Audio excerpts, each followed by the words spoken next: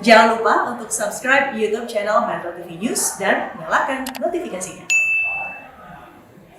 Pemirsa, bagaimana proses evakuasi korban bencana dan distribusi bantuan bencana banjir bandang di Pulau Adonara, Flores Timur, NTT? Kami telah terhubung dengan Wakil Gubernur Nusa Tenggara Timur, Bapak Yosef Naesoi, dan Kepala Pusat Data Informasi dan Komunikasi Kebencanaan BNPB, Bapak Raditya Jati. Selamat sore, Bapak-Bapak. Kita akan ke Pak Raditya Jati terlebih dahulu. Sampai saat ini data dari BNPB, berapa jumlah korban, baik korban jiwa maupun korban luka di Flores Timur akibat banjir bandang? Baik, terima kasih, Mbak. Selamat sore, salam hormat Bapak Wagub. Izin kami menyampaikan juga hasil dari data yang terhimpun di BNPB di Pusat dari 10 kabupaten dan 1 kota, yaitu 68 orang meninggal dunia, yang terdiri dari 44 orang meninggal dunia di Kabupaten Flores Timur, 11 orang meninggal dunia di Kabupaten Lembata, 2 orang meninggal dunia di Kabupaten Ende, 11 orang meninggal dunia di Kabupaten Alor.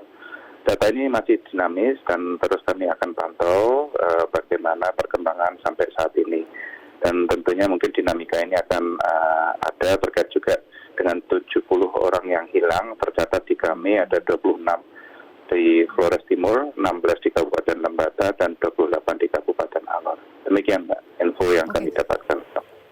Yaitu mengenai perkembangan data, Pak Raditya, bagaimana dengan upaya evakuasi sendiri yang dilakukan sampai saat ini? Ya, tentunya evakuasi dilakukan oleh tim Basarnas Gabungan bersama TNI Polri yang terus berusaha untuk melakukan evakuasi. Hingga saat ini kami tadi juga berhubungan dengan teman-teman di Basarnas dan sudah melakukan koordinasi sejauh mana kendala apa yang telah dialami. Tentunya yang menjadi kendala adalah masalah material yang karena banjir bandang ini membawa material lumpur dan juga cuaca yang cukup ekstrim dalam hal ini. Selain itu juga peralatan yang mungkin masih perlu didatangkan lagi. Demikian. Ya, ada sejumlah kerusakan infrastruktur seperti jembatan penghubung yang terputus ataupun akses jalan yang tertutup longsor. Bagaimana kemudian dukungan BNPB Pusat terutama untuk kemudian secara darurat memperbaiki infrastruktur ini untuk kemudian memudahkan akses distribusi bantuan logistik? Baik, jadi Bapak Kepala BNPB telah hadir di Larantuka dan telah melakukan rapat koordinasi bersama Bapak Bupati di Flores Timur, dan juga malam ini juga akan rapat koordinasi dan kami juga akan hadir secara virtual dari Jakarta, termasuk strategi apa yang dalam hal penanganan darurat. Dan hadir bersama Bapak Kepala BNPB adalah tim gabungan juga dari perwakilan Kementerian PUPR, kemudian Kementerian Sosial, Menko PMK. Saya rasa juga jadi tanggungan kita bersama dalam hal penanganan ini secara cepat dan baik dalam hal penanganan darurat saat ini, terutama untuk infrastruktur yang memang menjadi upaya Alor, Sumba Timur, Rotendao, Sabuli, Rai, Jua, Timur Tengah Selatan, dan Kabupaten Ende. Semuanya memang perlu rapat lagi, koordinasi lebih terpadu.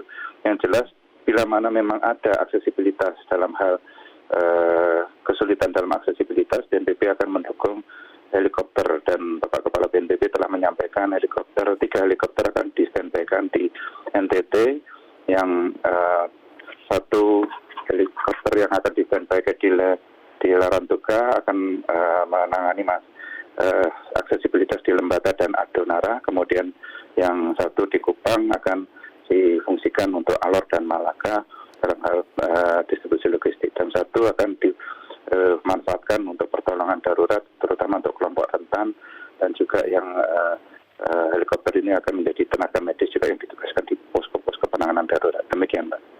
Oke, baik Pak Raditya, BMKG memperkirakan pada tanggal 5 hingga 6 April status NTT dalam kondisi siaga potensi hujan sedang dan lebat yang disertai petir dan angin kencang. Bagaimana upaya antisipasi untuk kemudian menghadapi adanya ancaman bencana susulan? Kita akan membahas mengenai masalah ini, tapi kita ikuti jeda berikut terlebih dahulu. Pemirsa, kita lanjutkan kembali perbincangan. Kita akan ke Pak Joseph. Pak, untuk status dari Flores Timur ataupun di Lembata sendiri, bagaimana kemudian statusnya? Apakah sudah ditetapkan sebagai status darurat bencana atau seperti apa? Tujuan dari bencana mengurangi atau meniadakan kefatalan dalam risiko bencana itu sendiri. Jadi apakah dia statusnya menjadi bencana nasional atau bencana apapun, tetapi yang paling penting adalah bagaimana kita mengurangi atau meniadakan kefatalan di dalam akibat dari bencana itu sendiri. Oleh sebab itu, saya berkoordinasi dengan pemerintah pusat, dalam hal ini BNPB. Kami tadi pagi baru datang ke Flores Timur. Mestinya hari ini kami bisa sampai ke Adonara. Tetapi ternyata kami terhambat dengan cuaca yang jelek di perjalanan. Pesawat kami tidak bisa terbang ke Larantuka. Terpaksa kami terbang ke Maumere dan kami jalan darat 140 km dari Maumere. Dan sampai ke sini ombaknya cukup besar, angin masih kencang, jadi kami tidak bisa menyeberang. Mudah-mudahan besok pagi kami bisa menyeberang ke Adonara untuk membawa semua alat bantuan dari pemerintah pusat dan kemudian alat-alat untuk membantu evakuasi untuk mengurangi kefatalan tadi yang saya katakan, Mbak Fitri.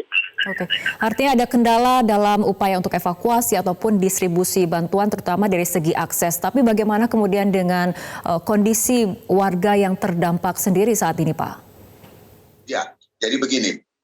Yang dampak dari siklus tropis ini hampir seluruh kabupaten yang ada di Nusa Tenggara Timur. Tetapi tingkatan keparahannya dan kedalaman keparahannya itu berbeda-beda. Oleh sebab itu, mungkin yang paling parah adalah di beberapa kabupaten. Tadi Pak Fitri sudah menyebut Flores Timur, Lembata, ada Ende, ada Alor. Kota Kupang sendiri juga cukup fatal di dalam tropis ini. Saya belum dapat data mengenai korban jiwa, tetapi korban benda, rumah terangkat dan sebagainya itu di Kota Kupang juga cukup parah. Kemudian yang lebih parah lagi yang terakhir ini adalah di Sabu. Di Sabu yang terakhir ini sore tadi saya mendapat laporan. Oleh sebab itu kami koordinasi dengan pemerintah daerah supaya pemerintah daerah menggerakkan semua potensi yang ada di daerahnya masing-masing supaya bisa memanfaatkan kemampuan yang ada di daerah untuk menyelesaikan masalah sebagai tanggap darurat. Baru kemudian kalau menurut BMKG besoknya cuacanya sudah cerah, maka kami akan menggerakkan semua potensi yang ada untuk ke kabupaten-kabupaten yang parah, yang dianggap parah. Pak Joseph, berbicara mengenai data BMKG sendiri memperkirakan tanggal 5 hingga 6 April status NTT ini dalam kondisi siaga. Kemudian kami kerahkan kapal laut. Dari Angkatan Laut juga sudah menggerakkan kapalnya dan kemudian Basarnas juga menggerakkan kapalnya. Mudah-mudahan kami melihat kecenderungan sekarang lautnya sudah ombaknya mulai turun. Anginnya sudah mulai kurang, mudah-mudahan besok sudah mulai kurang, kami bisa melakukan kegiatan seperti yang direncanakan semula. Baik, mungkin terakhir ke Pak Raditya dari BNPB sendiri seperti apa? Ringkas saja Pak Raditya. Baik, untuk antisipasi selanjutnya tentunya seperti arahan Bapak Presiden, kami berharap bahwa pemerintah daerah dan masyarakat tetap waspada dan selalu mengikuti perkembangan apa yang disampaikan oleh BMKG, khususnya dalam hal peringatan cuaca, dan yang diharapkan juga masyarakat tetap waspada dan apa yang harus dilakukan, melakukan evakuasi secara mandiri bila mana memang itu potensi risikonya cukup tinggi dan curah hujan cukup tinggi. Demikian mungkin yang bisa kami sampaikan sebagai antisipasinya, Pak. Baik, kita harapkan segera upaya evakuasi dapat segera dilakukan dan juga distribusi bantuan bagi para warga yang terdampak. Baik, terima kasih Wakil Gubernur NTT Bapak Joseph Nayosoi dan juga Kepala Pusat Data Informasi dan Komunikasi Kebencanaan BNPB Bapak Raditya Djati telah bergabung bersama kami sore hari ini.